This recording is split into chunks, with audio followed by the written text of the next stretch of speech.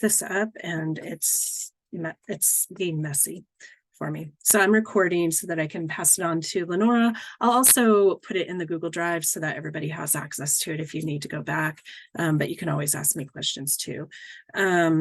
I do want to spend just a minute introducing ourselves because we have several new people here and we have some returners who may not have met the new people. So if you would just tell us your name, what school you're at, the kind of area that you're supporting at your school, and the best thing you did this summer. How's that? David, Caitlin, and Marcia. Sure, why not? Okay, I'm returning. This is my third year, and I'm at West Kentucky. And I don't know if it's the best thing, but I have a boxer's fracture. Oh, no. I broke the metacarpal below my pinky. Were you boxing? That's what Faith told me. She said, you have to lead with that you have a boxer's fracture. She said, maybe that'll scare people away from us. No, I was getting out of my truck and somehow, you know, that space behind the door handle that you stick your hand in to open the, somehow this pinky got stuck in there and it went backwards and it broke. And this is the only time in my life I've ever wanted to be a 15 to 20-year-old boy because they heal in 2 or 3 weeks. And now I'm past 3 months. Oh, no. I don't know about 2 or 3 weeks. Therapy for this. That's where I just flew in from. But didn't, okay, so I'm going to stop you there. So that's terrible, but it's not the best thing you did this summer because I know you did something. Didn't you do something with your granddaughter? Oh, yeah, we did. I had, my granddaughter was here for a week and then we went to Nashville because she flew on an airplane by herself for the first time. We went to Nashville and I spent a whole week with mom and dad left and I got to keep the 10-year-old. It was fun. Yay. So not to downplay your broken, oh, but also I wanted to hear the good thing that happened. The good thing. So last time I talked to you, you hadn't done that yet. Yep, it was fun. Awesome. Thank you, Marcia. David, Caitlin, and then we'll go to Joseph. I'm David. I'm a returner, and I don't really, and I work at the MCC Madisonville Community College branch, and essentially for the summer, I'm not really sure what else I did. I started working on a new computer. I guess that counts as something fun, something good, because my laptop, she's getting a little up in the tooth, a little old. Figured I'd go ahead and start an update, and that took me about 4 or 5 weeks just to get all the parts in and also haggle with my sister, who is my technical expert on the subject. So it took me about a month or so, and I finally got everything together, and now I'm down to monitor and keyboard stuff. So I'll get to do some fun stuff with that soon. So environmentally conscious, not throwing it away, but rebuilding. That's awesome. Well, like the PC, I'm building something completely new, and then the laptop is basically just going to be relegated to a support role. So like I'll use it if I'm on the go or if I got to do some writing while I'm away. But for all it's worth, she's not going to be doing any of the heavy lifting anymore. Excellent. Okay, Caitlin, Joseph, and then Dave. Hi everyone, my name is Caitlin. I am a newcomer. I'm at Center College and I work in the Office of Civic and Community Engagement. Mostly I work with Bonners, which is a service-oriented scholarship program. I'm trying to think this summer.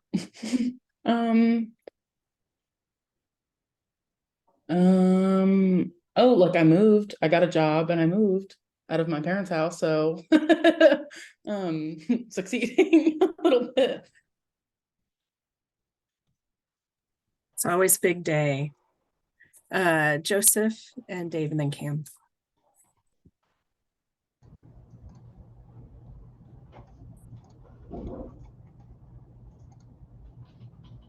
Hello, my name is Joseph. There we go, video starting. Um, I am working in the Somerset Community College in the Macquarie Center. I am in the Learning Commons, so I'll be doing library services, tutoring, and peer mentoring. And I'm a newcomer as well. So the summer, probably one of the most interesting things is just getting stuff set up for a pool installation. But other than that, yeah, I'm looking forward to getting started and helping out some students. Awesome, pool. That's my dream. My husband does not want a pool because he doesn't want to have to clean it. So someday I'm gonna have a pool. A good solution for that might be to get one of those domes you can put over the area for if you do the outside pool. That way you I mean, don't one clean it solution is I as can much. clean it myself. Right? My husband doesn't have to clean it. That's why I keep telling him that if we have a pool, I'll clean it, but whatever. We'll get it someday. Dave and Cam. Me? Can you hear me? I'm on your pool team, so let's get together and make this thing happen. It's something that's we need for health, for mental health, for dying for a pool. Well, I'm Dave Burgess. I am at the Ashland Community Technical Center, ACTC. It's actually in Grayson, Kentucky, but it's kind of the Ashland area, but physically it's in Grayson, Kentucky. Last year I was at the Russell area technical school on the high school side. So it's different to be here. It's interesting. It's a lot more laid back and structured and pretty chill, which is good. But I really enjoyed the high school side too. I'm not sure what else was I supposed to. Is there anything else? What's the best thing that you did this summer? This summer. Well, I worked all summer. I did. We did have a visitor. My son's grandmother from Panama came to visit and stayed with us for 2 weeks. So that was pretty awesome. She doesn't really speak English, so I got to work on my Spanish. Terrible Spanish, but that was it. That was our highlight. Well, we got a puppy too, but that was kind of before summer. So I guess that's pretty busy. Puppies and visitors from out of the country and working, and so I think I'm a little bit better now. I'm a little more relaxed now than I was over the summer. Awesome. I know you're trying to get your hours in at the end there. Yeah. Dave was working hard to complete his last year's hours. The high school side is slightly different, so it can be a struggle sometimes. So Yeah. Mindy carried me through. Well, we needed you on our side, so I need to get you through. Okay, Cam, are you in a space where you can talk? Yeah. Okay. So, I'm Cam. I'm a returner. I work at Bellarmine in our Office of Identity and Inclusion. And the best thing I did this summer, I'd say, is I was the best man in one of my best friend's weddings. That is so awesome. I kind of miss the weddings days when I feel like as I get older, my friends are doing different things. So I kind of miss going to all the weddings when I was younger. That's awesome. Where was it? Was it around in Kentucky or somewhere else? No, it was actually a destination wedding in Jekyll Island, Georgia. Ooh, lovely. Oh, that's so nice. Cool. Well, thank you. Okay, I'm Mindy. Everybody knows me. I'm with the Kentucky Campus Compact, and had a very busy summer. We traveled, did a lot of little trips, but my favorite one was a last minute invitation my family got. Actually, my son got it and it extended to the family to go to the White House Pride event in June. And it turned out to be this weird adventure where we didn't actually get to go to the Pride event because the Canadian fires was causing too much smoke, and they canceled it at the last minute to reschedule it for the next day. But we had to come back the next day because my son was starting the Gunner School for the Arts, and we had to be here for that. But then we got to go to this cool I don't know, reception by the Human Rights Commission, their main offices. I don't know. It was cool. And then we ended up getting to do a special tour of the White House, which none of Wow. us had ever done. So Cool. it was, yeah, it was really fun and really great for my son and his partner, who needed something good to happen this year for them. So it was nice to celebrate them instead of having to help fight against things for them or whatever. So anyway, that's a lot of information about me and my family. But it was a really cool and fun thing. We jumped in the car when we found out, like 2 days before we found out we got the invitation. So we're like, okay, we're driving to DC, and we all jumped in the car and drove to DC and spent 2 days there and came back. Which was fun. A lot of our trips are so planned that sometimes it's fun just to do a road trip. So anyway, okay, it's great to see everybody. Some of you have heard this before, so feel free if you've started trying to do it and you have questions.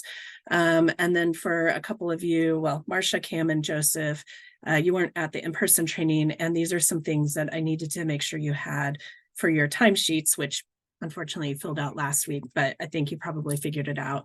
And for the monthly reports that should be released in the next few days, there are some changes. So I'm going to start first with the timesheets, and I'm going to share my screen just to help me keep track of where I am on this. So one of the things that we, oh gosh, sorry, can you see the spreadsheet going through quickly? Yes, no. Can you see that I'm moving through a spreadsheet, or not a spreadsheet, a PowerPoint? Okay, sorry. It when I put it on the big screen, it started from scratch. So this year we were told by AmeriCorps that we needed to start having our members track their times like a little differently and using categories. So we came up with these categories as our main categories for our coaches. And so in the past, you just did direct service, right? So direct service, and then you'd say, I did 8 hours of direct service that day. Now we need to break that up into 4 different categories. Well, actually it's 5, because we put teleservice in direct service. So we have mentoring and advising students, group activity or event, research preparation, reporting and paperwork, attending meetings at your site, and then teleservice. Teleservice is actually different than virtual work. So you might be providing direct service through mentoring and advising students through Zoom. That wouldn't necessarily be considered teleservice. Teleservice is if you live someplace else and you don't go to your site, or you're not doing work regularly at your site. So say, Marcia, you had to be away for a week. You went to go visit your family, which you've done in the past. Usually you've just taken the time off, but you decided you're going to do service from that space. Then that would be teleservice. That would be different than like a snow day working from home, or if you are connecting with students virtually for some reason from your office or something from your regular work. Okay, Andy, Yeah. so like, I know you don't know this yet, but I got a message that said, don't come to work today. Okay. Because the air conditioner is out. Oh gosh, yeah. No. And so everybody in my office, Mhm. Kate sent a message out and said, work remote today. So Yeah. is that teleservice? No. Or is that? From what Serve Kentucky is telling us, that's virtual work on days like that is not teleservice. Teleservice is when like you're in a different state working and doing your work. And we've been told that teleservice is to be kept to a very minimum if possible. It can be up to, I think, 10% of a member's time, but it really shouldn't be used unless I know about it and have approved it. So if you have your office closed for a day or whatever, David, this summer you you messed with your schedule a little bit because the office was closed on Fridays or Friday afternoons or whatever, that's not considered teleservice, because you will put your information in research, preparation, reporting, paperwork, or something if that's what you're doing from home, or mentoring. Maybe you have online meetings or something like that. Teleservice is reserved for a very specific circumstance. And I think we've told you differently in the past because we understood it as a different thing. But we have been talking a lot with Serve Kentucky about what teleservice is, and teleservice is different than virtual work, like sporadic virtual work. Okay. So Because it was just Fridays. But yeah. that Yeah, clarifies exactly. that for me It's now. it's not a big deal. If you reported it as different earlier, like, don't worry about it. We literally were in a meeting 2 weeks ago or last week where they clarified this for us. So if you're working virtually for a day or something, don't count that as teleservice. You count that as whatever Just time. other time direct service that you've been doing. But if you are away from your office doing work in some capacity for a longer period or whatever, right? Like you're traveling, or you're going to be, I don't know, you're living at home for a month and your parents live in Pennsylvania or something like that. I have no idea what that would look like, but it is not considered teleservice, just these one-off days. So when you're counting your service, you guys would have all seen this when you completed your timesheets, that you would have had to kind of codify what type of work you were doing. This, if you're doing the same kind of work every day, it's not going to be a big deal if you don't keep up with your timesheets every day.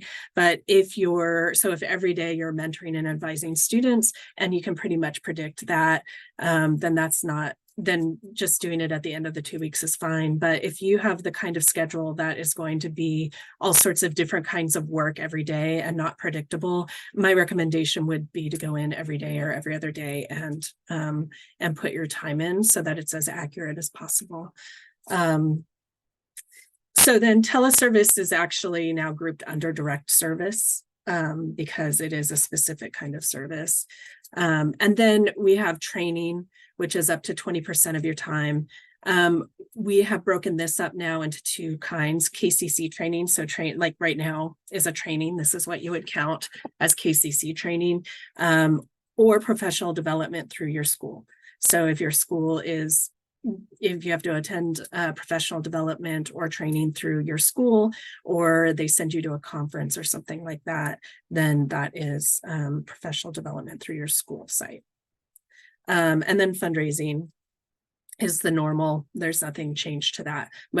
I don't know that I've ever seen any of you report fundraising. If for some reason you are fundraising, please let me know and I'll walk you through it. But as a reminder, you can do fundraising for up to 10% of your time, but the whatever's raised needs to be directly in support of your program activities, not just generally. So you can't like be a phone-a-thon caller for the college, calling alumni, just asking them for money for the school, even if they need somebody to step in for that. If you're raising resources, it must be for activities related to your position specifically and to our program.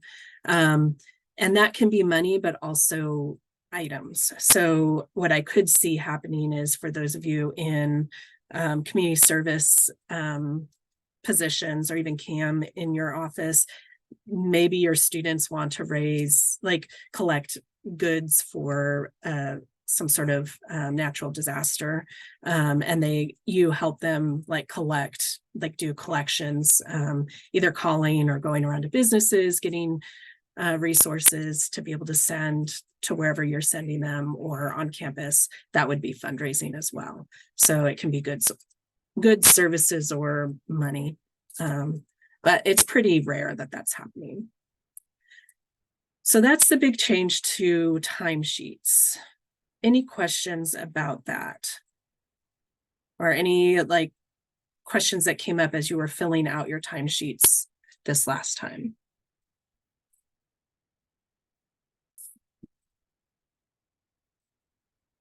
Going once, going twice.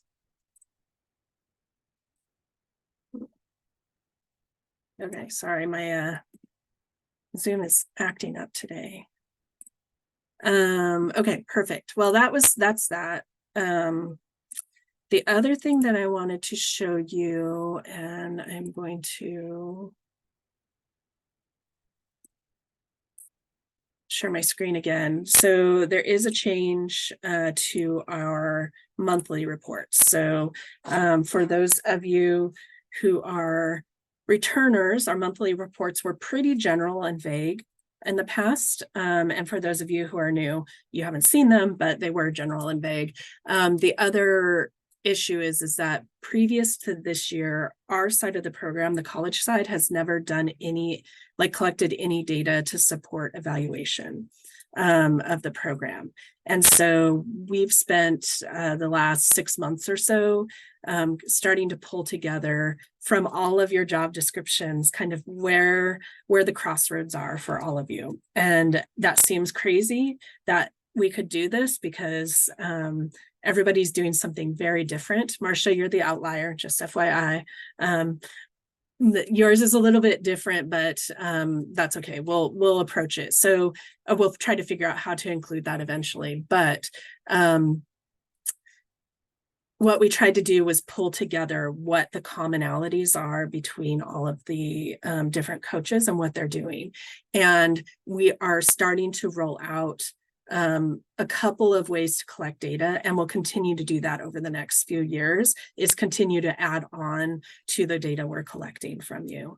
But we didn't want to overwhelm everybody. Also, we wanted to see, how does this work? Is it working well for everybody? Where are the gaps? Things like that, and work through it methodically rather than just like throwing everything out there at once. So the first two things that we're going to start collecting information on is how many students and how many student interactions you have, and then categorizing them by these types of support.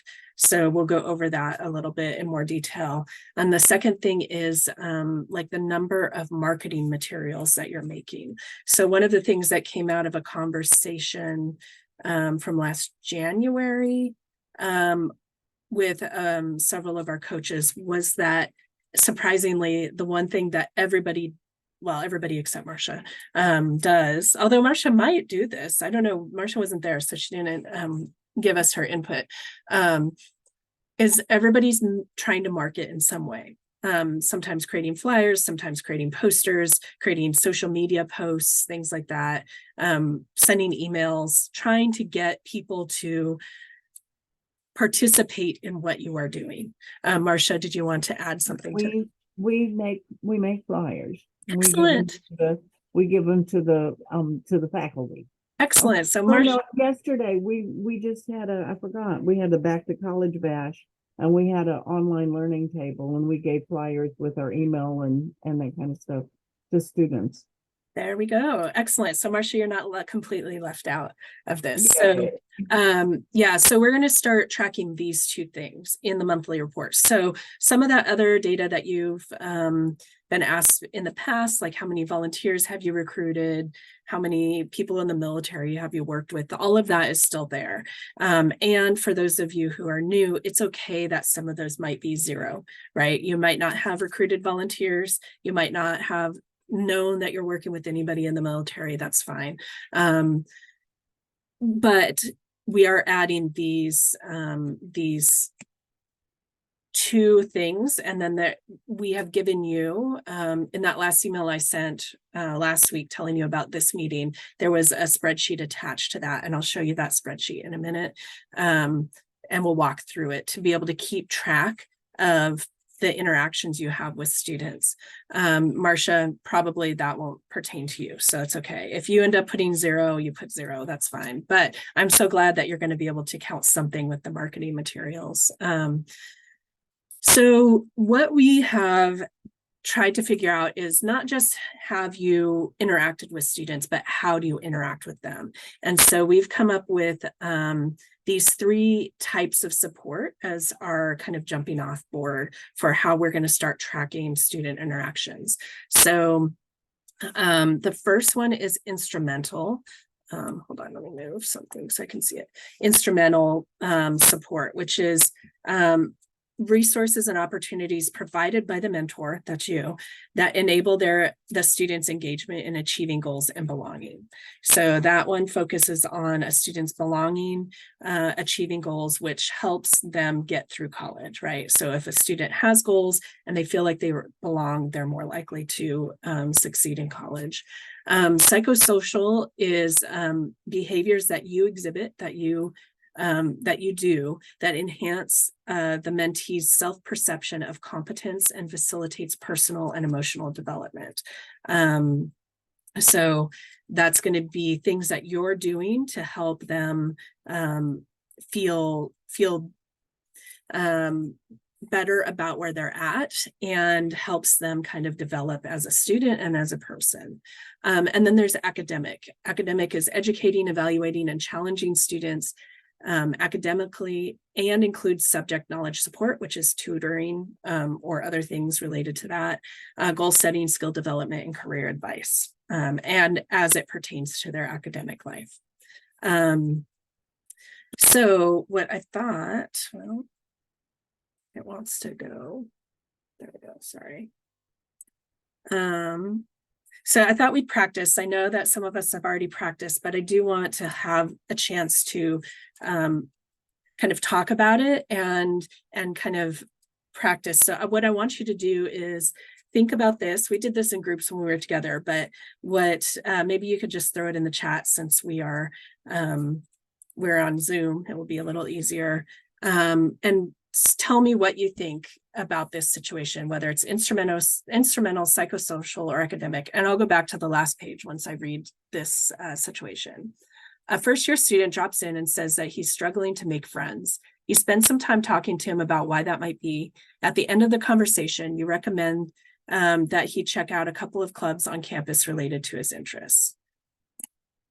So what I'd like you to do is, in the chat, put what you think this is. And I'm going to move so I can see. Thank goodness I have two screens.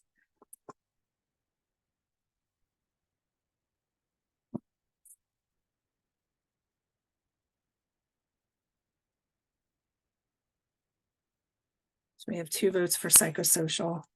For those of you who attended the in-person, I know there was conversation about this. Does anybody else want to make a pitch for something else?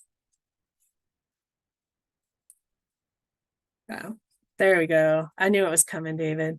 So it could be psychosocial, but it could also be instrumental because it fulfills needs and will provide broader support. So not only did you talk through like help them with the psychosocial part of that and helping with them their self-perception and facilitating their personal emotional development, you also provided a resource, a specific resource that might help them continue. So so there we go. Sorry, it's so much easier in person because we had some paper in front of us. So this one is, you organize a resume writing workshop for a group of students you work with. At the end of the workshop, the students leave with the first draft of their resume. You recommend that they continue working on the resume with their career counselor.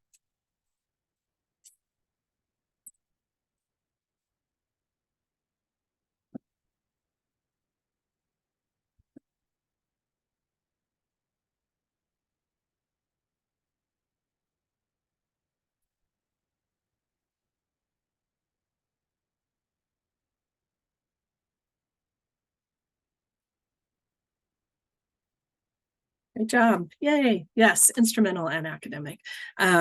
So it can fall into either one. And I think really part of the instrumental is that you've also referred them to a resource on campus, right? Not only did they walk away with something, but you also recommended that they go find this other resource that can continue to help them. Okay, last one. You help support the tutoring center and you tutor a biology student every week to help her prepare for her weekly quizzes. We shouldn't need to even move back to the list for this one. Yeah, academic. That one's very clear. It's pretty easy and pretty straightforward. So as you can see, like there's going to be some judgment calls on your part, and we are trying this out. So what we want to do is get your feedback too. So this isn't just us saying, here's what you have to do. But if there are questions or things are unclear for you, or you want to walk through what, like how to count something, then let us know. But we also know that not everything is as black and white as this last one, right? Like sometimes we are providing different types of support in the same conversation or interaction with the student. So I'm gonna stop sharing. And what I want to do,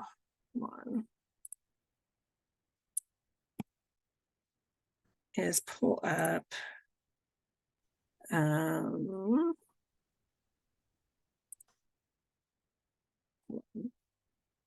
need to find it, sorry. I should have had it up already. The spreadsheet, there it is. The spreadsheet that I shared with all of you. And we'll go through it a little bit together. I'll share again.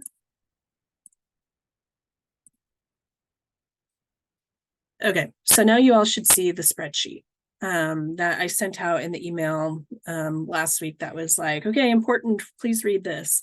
The definitions that we just discussed are on this first page. So you guys have access to that on the spreadsheet that you're going to be using. And then each tab down here has August daily records, September, October. It has it all the way through the academic year. For you to keep track of your students.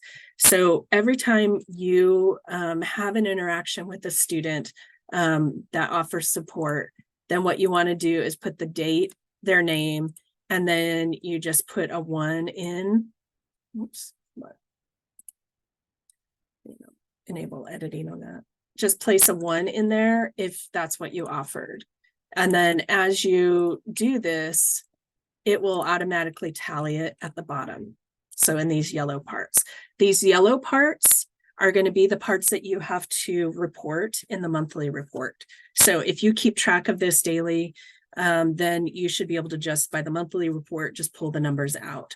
So this is duplicated. So if David came in today and tomorrow, you would put David here, you'd put David here.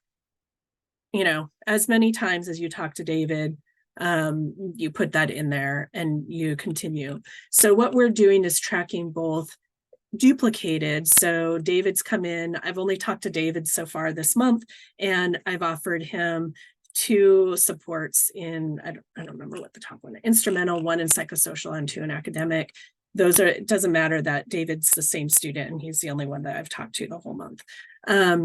So what we do want to do is count how many students you've even duplicated. So if it's all David all month and it goes to 58, then you're going to put 58 in here. Now you're going to have to figure out unduplicated. So if David came in 58 times and I talked to him 58 times and he's the only student I talked to, unduplicated is 1, right? I'm not counting him multiple times. He's just 1 student. So that would be at the end of the month what we would do. Something we all came up with at the in-person training that is helpful is that if you were to, I'm going to put in Caitlin and Dave. If you were just to copy the names and create a new tab, you could put the names in there for that month and sort. Do a quick sort alphabetically. So then you can see, like, then you don't have to count and remember, did I count Dave already? You can just see that David's here twice. And so you only have to count them once. So you 1, 2, 3. And so that would be 3 students unduplicated, but 4 students duplicated. Does that make sense? So I do think I like that idea of being able to, you can do the counting however you want, but we do need you to do a tiny bit of work at the end of the month to figure out the unduplicated. We couldn't figure out an easy way to do that. since we don't know the names of your students, to be able to put in some sort of formula to account. David. I have a quick question. Yeah. Okay, so I had orientation on the 4th of this month, Mm-hmm. and I interacted with like 2 students, but I Mhm. didn't catch their name. Okay. How would you record that? You could do like student 1 and student 2. And then if you ever figured out their name later, you could go in and replace it if you want.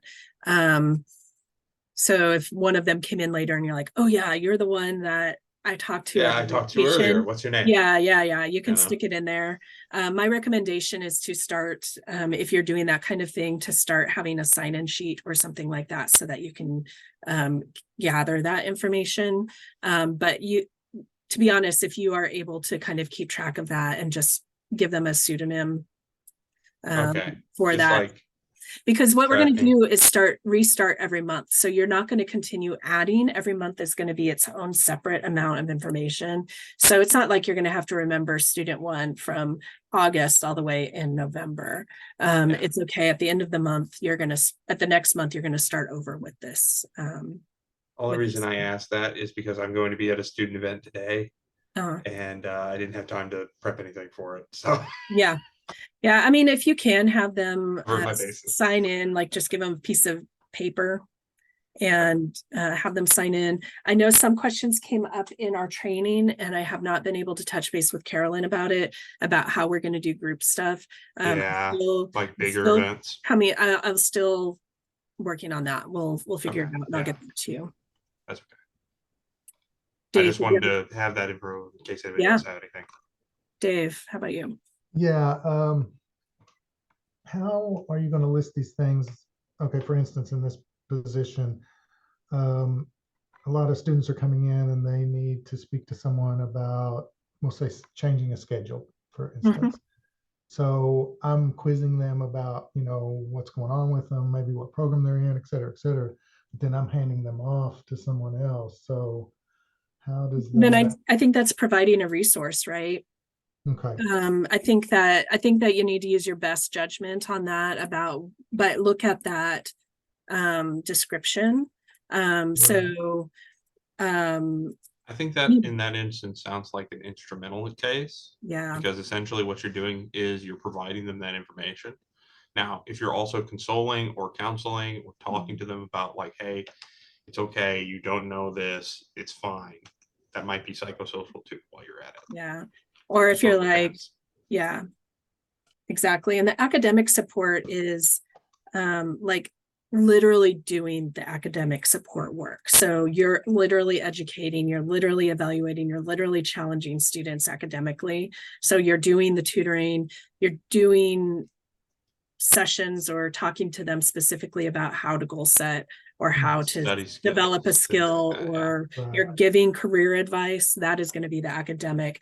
But if you are passing them off to somebody else, providing the resource for them to be able to do that thing, then that's going to be more instrumental. Okay. So that's what I would, that's how I'd approach it. Okay. Yeah, and I think these things are going to come up, right? So on that spreadsheet that you all have, there is a space for notes. So if you have any, that we don't ask you to put any notes there, but if you have notes that you want to keep track of, or if you're like, oh, this one was not clear to me, and you can write in some notes, then maybe at the end of the month you can touch base with me, or we can talk a little bit about how do we approach these specific situations. And to be honest, I'm not going to always have the answer, because this is new to me too, and we're working through this together. So sometimes you might have this question and I might have to come back and say, okay, we'll figure it out and we'll get back to you. But that's kind of the nature of how we're working through this. So we created this to help you track easily the kinds of work that you're doing. It is a little bit more work than you've had to do in the past, though Dave can attest, and Jericho, if he were here, that this is a lot less work than what the high school side has to do daily. They have to do daily reports in America Learns for each student they've talked to, and it's pretty intense. So we're starting out slow. We're probably not going to get to daily reports on students, but we do need to keep track of this. And then, like I said, the other thing it's going to ask you is how many marketing materials did you create and distribute that month? So, you know, kind of keep track of what you've done there. I do have a quick question. Yeah. In terms of like marketing, would like nudge materials like email formats and things like that be included in the marketing or no? My initial thought is yes, but let me add that to my questions. I'll write to Carolyn today. Yeah. I just haven't had a chance. Where did I make this? Because I'm going to start my nudges for the first part of the semester soon. Want to know whether or not I need to count that. Beyond that, we're good. Okay, give me 1 second. I know I took the notes from our meeting somewhere, and now I need to find where I wrote them. Is incorrect. That's weird. I must have taken it out. Let me make a note. And I'm guessing it's like its own little tab thing in the actual monthly report. It just says like, hey, you're doing this much marketing. How many times did you do that? Yeah. So it's just like a question and you're going to put in a number. Oh, okay. That works. It's not going to ask you to upload anything or, you know, just like Yeah. I created 5 flyers this month, like, or whatever. Okay. So emails. Do Um, emails count as marketing, basically? Yeah. Do emails count as marketing? Because I do mass email. I do a mass text message system thing. And then also there's going to be this new thing through Penji that they're going to have us doing, which will technically run us through the text system, which doesn't make any sense to me. I'm still working out on that one. Okay. I will, it's not right.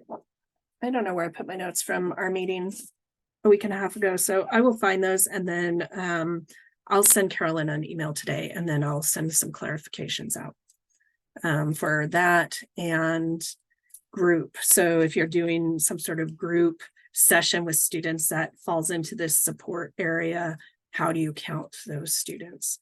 For now, what I've recommended is that you do a sign-in sheet so that you have that information if we need to add it in. And then until we have an answer, that's my recommendation. And the beginning of the year is probably the time where you're going to have a lot more group stuff or large group stuff. So just have them sign in somehow. Orientations, big events that the school's trying to get people to show up so that they get interactions. Yeah. That's pretty normal. So yeah. I'll work on that today for y'all. Right. Thank you very much. I just wanted to know. Yeah, thank you. Okay, that's all I have. Any questions, concerns at this point? I know it's going to be, you'll probably have more questions once you actually have to do the report, but anything that I can help you with now to help prepare for that. Do we submit the monthly report on America Learns or Yes. is it? Okay, cool. Yeah, so America Learns, let's see if I can pull up. It's a pretty simple form. It's It not a is. big deal. But whenever you do fill it out for the first time, it's just trying to figure out how you classify everything, and it's okay. And if it's changed enough as like the way they said, I'll probably have a few questions myself after a little bit. So yeah, it's pretty simple. Hold on. really the information you provide is as detailed as you want it to be. Usually I try to like describe pretty broadly what the events I did that month are. I think that's one of the sets of questions. And like some of the accomplishments you get. So this is I'm going to share my screen. This is the best I can do. It's out of order and it's the admin side. So this is not exactly what it's going to look like. But it is because we haven't had one released yet this year.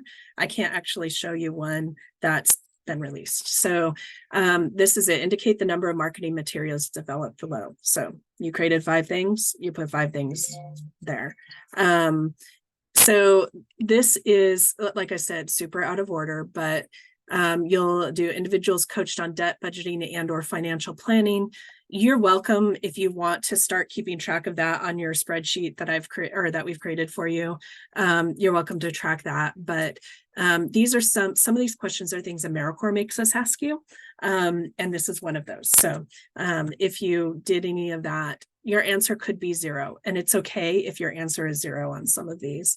Then there's some narrative questions. How else, this is at the end, how else can the AmeriCorps team support you? And then you have indicate the number of resources developed for each of the types of social support below.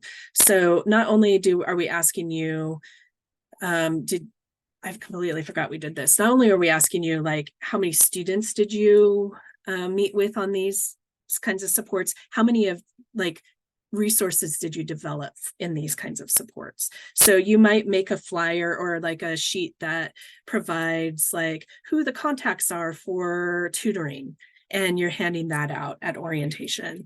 Then that would be a creative, like an academic resource for your students. Or if you're a tutor and you've decided you're seeing all bio 110 students and there's something none of them are getting, so you create a little cheat sheet for the chapter 1 of bio 110 or something for them all, then that would be an academic resource, right? The number of students served, new students served this month. Now that you have this spreadsheet, it might be easier to track going forward. That might be easier. This is that military question. Most of my coaches say 0 because you don't know, but if you happen to know that you're serving a veteran, feel free to put that number in. Then you'll have these other monthly narratives. Describe any school-wide events you implemented during the month. Describe your efforts to increase public knowledge of the College Coaches Program or AmeriCorps. What challenges did you experience? What story success you have? Those are pretty simple questions. And then here's the question about your spreadsheet. So record the following numbers on this month's student interaction spreadsheet: duplicated student interactions, unduplicated, number of instrumental, number of academic, and number of psychosocial. So all of those things in yellow, that's where you'll find that for that month. And then volunteers recruited, and then outreach events. So that's what it looks like, though it's in a much different order. I apologize, I can't change the order in the creation page, unfortunately. But that's what it is. And I would say for those of you returning, how long does that usually take you to complete? I'd say 10, 15 minutes. 10, 15 minutes if you run into, like if you're just writing some of those narrative pieces, that takes like 5 minutes. And then everything else is just checking through your notes to make sure that, yes, I did this. Yes, I did that. It doesn't take very long. So yeah, once you get in it, you're in it. Yeah, that's what I would say too. Yeah. That's what the report will look like. And if you are, I won't even just say it. If you want to, when the report is released and you want to complete it, if you want to do that together with me, then just reach out to me and we'll set up a time. And it won't take more than 15 minutes probably, but we can set up 30 minutes to kind of go through the report together as you're putting it together, and we can. And perhaps clarification for our new guys, facilitated events, does that include like things like orientation and broader school events that you just sort of wind up at and assisting with? I think anything you facilitated, which means that you had an active role in putting together. All right, there you go. So, okay. We have 5 minutes left of our hour. I know this wasn't the most exciting work ever, but it is important for you to know, especially because next week you'll be doing this for the first time. Any questions, concerns, anything else out there right now that I can help you with on this as we move forward? Okay, well, I'm going to stop recording and then